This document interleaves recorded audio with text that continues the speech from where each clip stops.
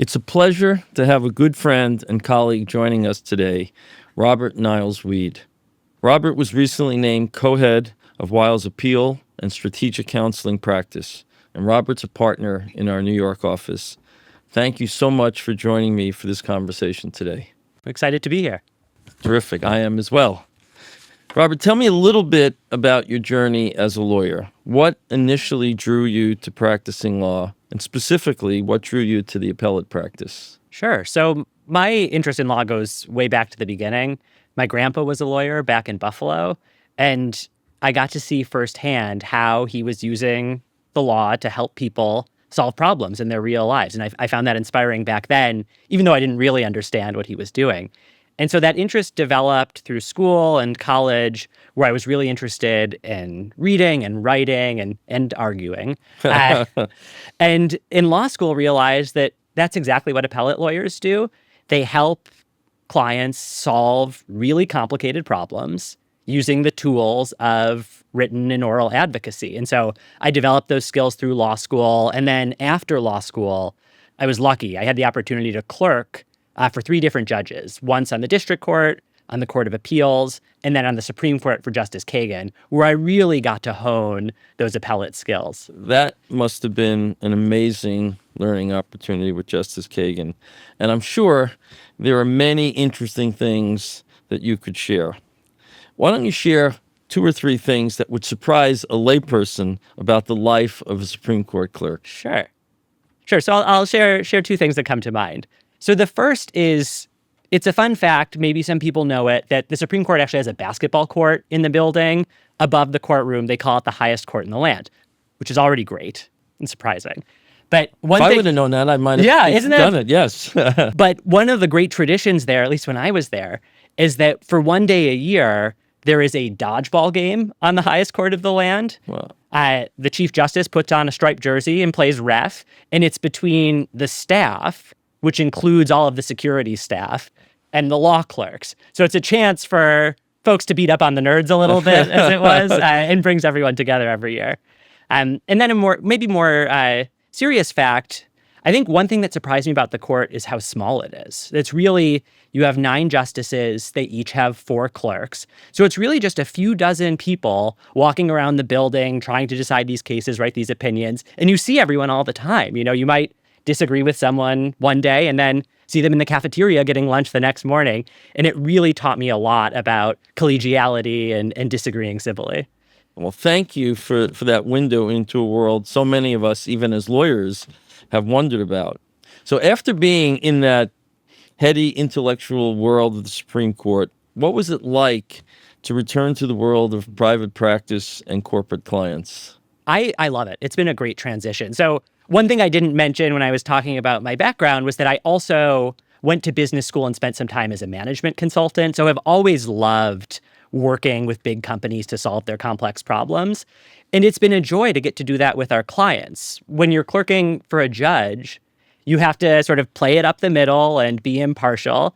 And I enjoy being an advocate. I enjoy sort of understanding our clients' problems, what they care about, what they're nervous about, and helping to advocate for them and really solve those problems. So it's been such a joy to sort of take off the judge's robes or the clerk's robes and put on the advocate hat. Well, that's clearly a very interesting perspective, having both that business background and then going to the sort of intellectual world of the Supreme Court.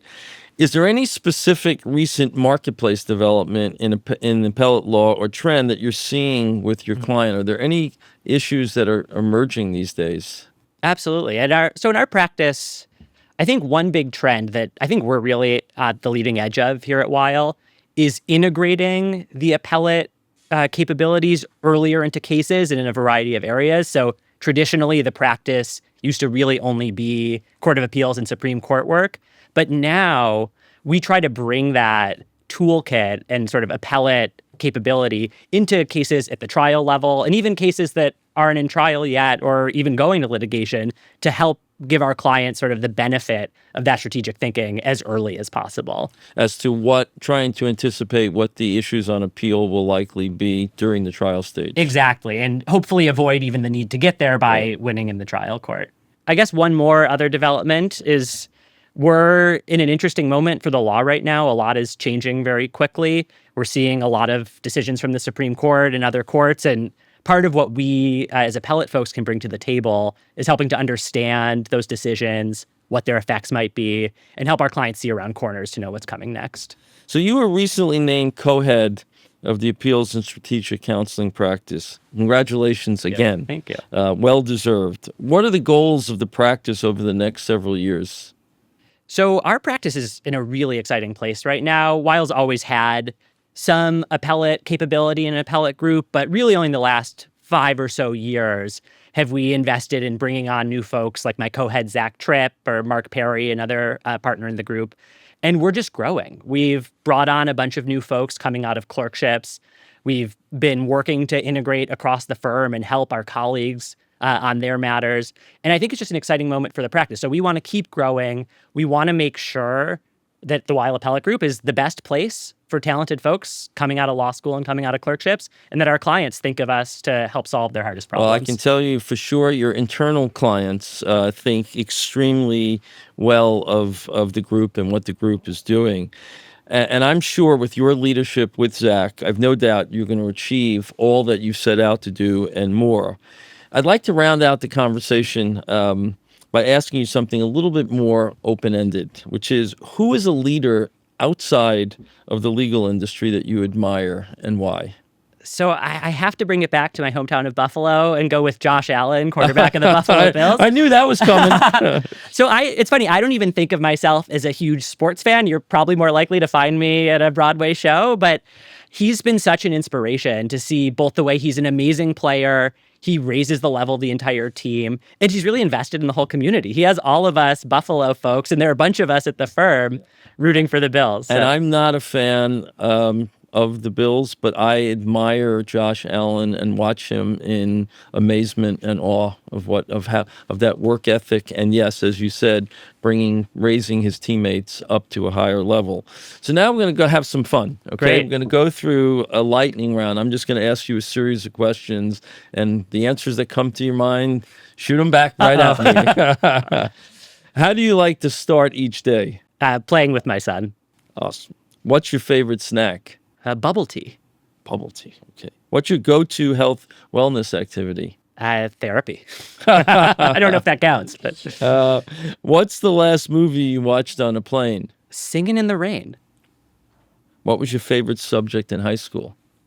Math, believe it or not. That one Not is a shocker. common answer That among was us right. lawyers, That I was know. my favorite subject in high school, but I didn't go in your route. What's your peak time of day? Probably about 9 p.m. All right, we finally have now someone at night. Name a habit or attribute that drives your friends and loved ones crazy. You should ask my husband. I'm sure he has a long list. I always have an edit. Okay. What's the last TV show that you binge watched? Gilded Age. Name an upcoming vacation or trip you're looking forward to. We're taking our kid to visit my newborn niece and nephew in Boston. What word would an associate in one of your matters use to describe you? Creative. This has been awesome. Thank you for doing this. It's been really a lot of fun talking, and thank you for coming down and doing this. Thanks so much, Barry. It's been great.